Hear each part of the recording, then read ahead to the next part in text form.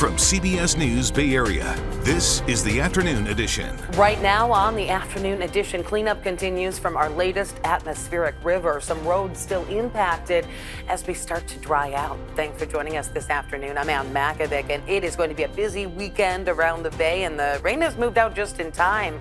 Let's send it over to meteorologist Jessica Burch. Oh, you said it perfectly, Ann. It came and it went just in time for a beautiful weekend, but that atmospheric river packed its punch. I mean, I'm going to show you the rainfall totals in just a second. It was really impressive in some of our higher elevated areas, but now we're starting to see those showers trickle off to the east and clear up as we head into the afternoon and evening hours tonight, just in time for daytime highs to top off in the upper 50s. And if you have any outdoor plans tonight for Valentine's Day, oh, it's going to be beautiful. A little chilly though, so bundle up. There's no excuse not to, right? Here's what's happening for us as we head outside. We're seeing mostly clear conditions. This is beautiful over San Francisco right now, but San Francisco is one of the spots that saw over 2 inches of rain from this atmospheric river alone. So did Santa Rosa. Ben Lomond topped off at 6 inches in total. This was a very impressive storm, and it brought in heavy rain and wind too. Gosh, you can't even forget about the wind. We had high wind advisories and warnings, just along the coast yesterday. Now we're starting to see those winds die down significantly. And as we zoom in, there's still some lingering light showers across the Santa Cruz Mountains, all throughout the peaks closer to the East Bay. We're drying up though fast as we head into the next couple days. Now, as we advance futurecast, we will still continue to see partly cloudy skies for our Saturday forecast. Today is going to look beautiful, but tomorrow is going to just be a little bit cloudy, light winds moving in from offshore, nothing to write home about. We advance the clock to Sunday though. I think it's important to note if you live up in the North Bay and you have Sunday morning plans, we are going to get this quick splash of showers kind of sweeping throughout the whole Bay Area into those early morning hours, and that could give us, if anything, close to around 1/100 of an inch of rain in communities closer to San Rafael, maybe even San Francisco too. But it's not a washout event by any means. The winds are dying down. We're seeing drier conditions into next week. I'll have more on this coming up in a bit. For now, back to you. Thank you, Jessica. New video in from Pacifica under that high surf warning. Powerful waves. That's a scene from Chopper 5 down in Santa Cruz. The wharf is closed for the day and is set to reopen tomorrow. In the North Bay, debris from a rock slide is still blocking 2 southbound lanes on 101. This is just north of the Golden Gate near the Rodeo Avenue exit in Sausalito. Caltrans crews have been working all morning to try to clear that roadway, and they have not yet given an estimate on when the lanes will reopen. A big rig crashed on 238 near northbound 880 overnight. The CHP says it was not raining at the time, but slick roadways could have played a part, as well as potholes in the area. Caltrans right now working to fix those potholes near the Washington Avenue exit. In the Sierra, winter storm warning in effect. Traffic was stalled on I-80 near Truckee as drivers waited out the storm. But as the snow came down, some experts stepped in to help. My dad's been chained for 35 years, so I'm getting my experience from him, but it's a good feeling calming people down and knowing that they're going to drive safe. Chain controls remain in effect from Placer County to the Nevada state line. And it is a muddy mess in Southern California, especially in those communities hit hard by last month's wildfires. Cara Finstrom reports from Sierra Madre in LA County. We're up in an area called Mary's Market in Sierra Madre that was really hit hard by this round of rain. I want to move out of the way because they're trying to pull out a car that was just submerged in dirt here earlier today. A flow of mud and debris came out of the hillsides just above, all from the Eaton fire, and not only submerged a number of cars here, also went into some of the homes. So we've been speaking with city leaders here. They tell us that they will be going home to home in this area and assessing the damage. There are other areas of Sierra Madre that were hit hard as well. One of them was put into a shelter-in-place order overnight because there was so much mud and debris right outside of homes. We spoke a little bit earlier with one of the men who lives in this community here and saw all of the mud topping over a debris basin just above where he lives. Rain was coming, and then suddenly the water was flowing down, and it's like, well, it's getting a little bit more and a little bit more and a little bit more, and it's like, holy mackerel, like this is like, it was legitimately like a river, you know. And that's when I saw, like, there's a car over there stuck in the mud. The 2 guys pulled up, they got stuck in there. They jumped out of their car and ran and just kind of like ran up the hill and abandoned their car. I saw that happen, and I'm not sure where they went at that point, but yeah. And so then it was just like slowly watching like the mud get higher and higher. Our Public Works Department, in conjunction with Los Angeles County Public Works and State Resources, we were able to take out 2,500 truckloads of debris in advance of this storm in order to prepare. Had we not done that, the damage would have been dramatically more significant than what we have now.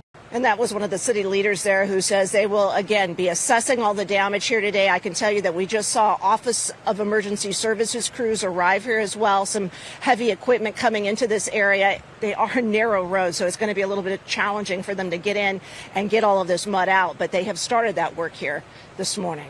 Back to you. You can find the latest weather updates, including forecasts and live radar on our website, kpix.com, on the CBS News app, and on Pluto TV. Vice President J.D. Vance and Secretary of State Marco Rubio held meetings with Ukraine's president today in Munich, focused on the country's future. We want to achieve a durable, lasting peace, not the kind of peace that's going to have Eastern Europe in conflict just a couple years down the road. Really, we want peace very much, but we need real security guarantees. Now, this comes as President Trump is pushing to begin talks with Russia to end its war on Ukraine. As the administration juggles high-stakes foreign policy, legal challenges continue at home. A judge in Washington ruled against the freeze on foreign aid and ordered funding to temporarily be restored while the case moves forward. The administration had halted the funding to conduct a review of programs. We need to delete entire agencies as opposed to leave part of them behind. It's kind of like if leaving a weed. If you don't remove the roots of the weed, then it's easy for the weed to grow back. This is a fundamental corruption of our democracy, and it does represent a constitutional crisis. Well, the VA said in a statement that it has dismissed more than 1,000 employees. There have also been layoffs of newer employees at the Department of Education, Small Business Administration, and Consumer Financial Protection Bureau. All-Star Weekend kicking off today. Hundreds of students from across the Bay are going to get to learn all about basketball from professional NBA and WNBA players. Veronica Macias, live at Moscone Center. And oh my goodness, the energy, the excitement here. More than 1,000 students from both San Francisco and Oakland Unified School District bust into the Moscone Center here today. More are arriving as we speak. Students are trickling in, and they're here for the Junior NBA, Junior WNBA All-Star Day, and they're excited. Take a look. Earlier, these students here, they had a pep rally, and oh my goodness, the energy. And it's really a treat just to see all these students having so much fun, building a core memory. And this is definitely a day that they're not ever going to forget. The day starts again with a pep rally, and then there's a dance contest. We saw plenty of on-court activities and competitions. The lineup also includes off-court programming for these children. The goal here of this event is to teach Bay Area kids the core values that can be learned from youth basketball. Now, talent on the court was here, and so was San Francisco's Mayor, Daniel Lurie. Kids today will be broken off into clinics, we're told, which will include a panel discussion led by WNBA players.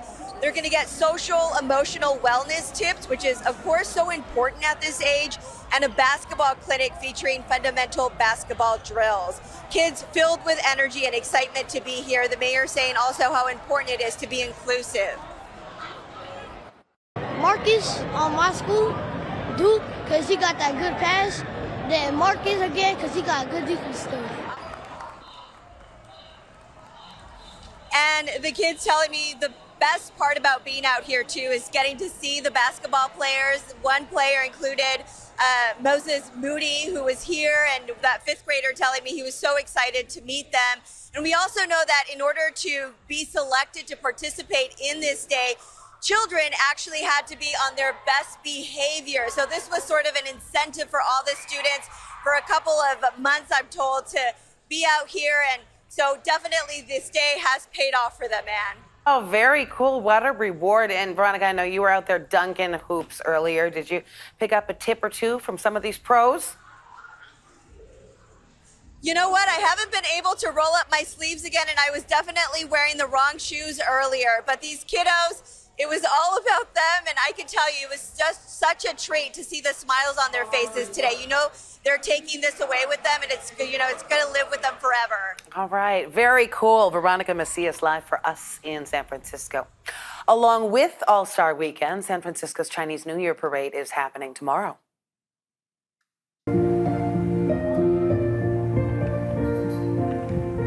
That is a dance team from Dublin that is going to open up the parade. More than 100 dancers from U.S. Chinese Dance Association will dance into the Year of the Snake. The dancers range in age from elementary school to high school seniors. Well, for anyone who needs to get around the city for the NBA All-Star Game and the Chinese New Year parade or whatever your weekend plans are, Muni is offering free service tomorrow and Sunday. Only exception there is for cable cars, which still require that $8 fare. Still ahead here at noon and streaming on CBS News Bay Area. Tying the knots on this Valentine's Day. We're there for the surge at San Francisco City Hall. On a typical day, about 30 people get married under the dome of San Francisco City Hall. But today, Valentine's Day, the city is working overtime. Certainly makes it easier for people to remember their anniversary when it's on Valentine's Day. According to city officials, 250 people in all are set to get married over the course of today. Some of the marriage ceremonies being officiated by special guests, including Mayor Daniel Lurie, who personally married 2 happy couples. It's a great day in City Hall. Love is in the air. We voted for him. It turns out our tax dollars at work. All right. Last year, all told, San Francisco saw a little under 10,000 publicly recorded marriages take place. That continues an upward trend after marriage numbers declined sharply at the start of the pandemic. And if you're still looking for love, BART is offering speed dating. Yeah. For people ready to ditch the dating apps, you can hop on a train this evening and try to find a connection. Never know what you're going to find on a BART train. It is meant for people ages 18 to 35. The speed dating experience starts at 6:30 at the downtown Berkeley station and goes all the way to the Mission in San Francisco.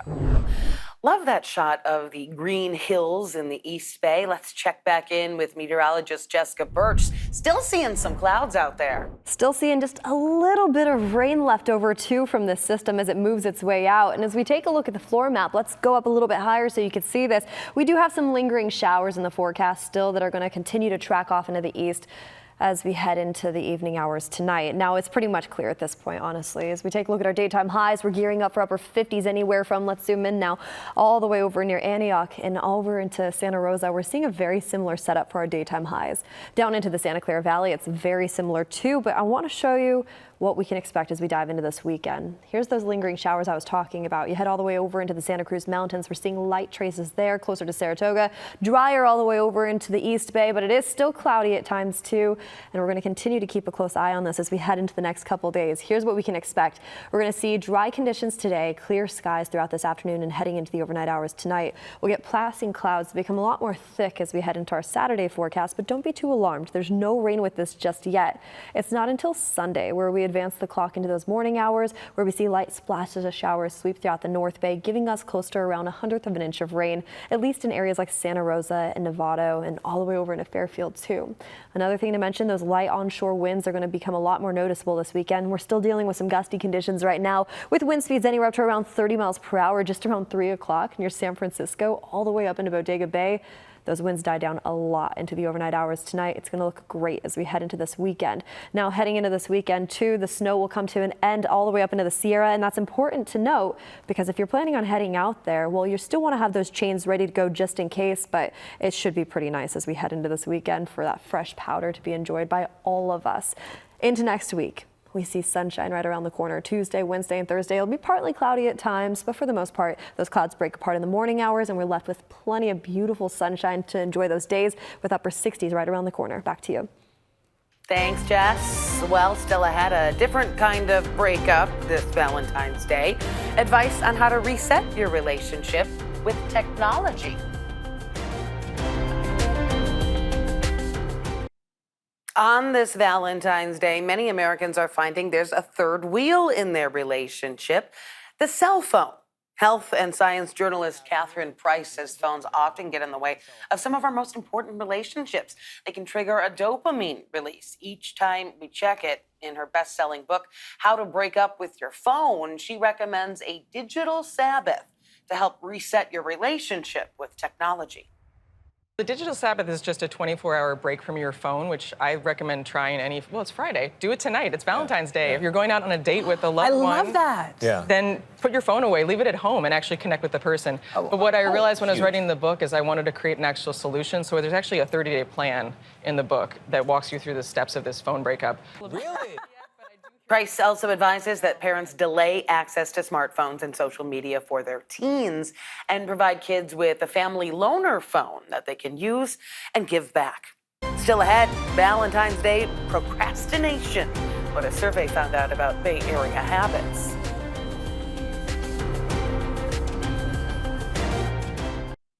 Well, if you are racing around to buy some last-minute flowers for your significant other today, turns out you are definitely not alone here in the Bay Area.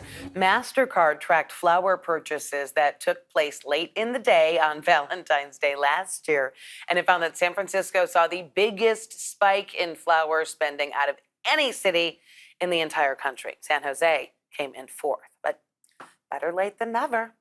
That is it for the afternoon edition. Remember, we are streaming 24/7 on the free CBS News app. Just go to live and then Bay Area. Our next live newscast is at 5 o'clock. Have a good afternoon.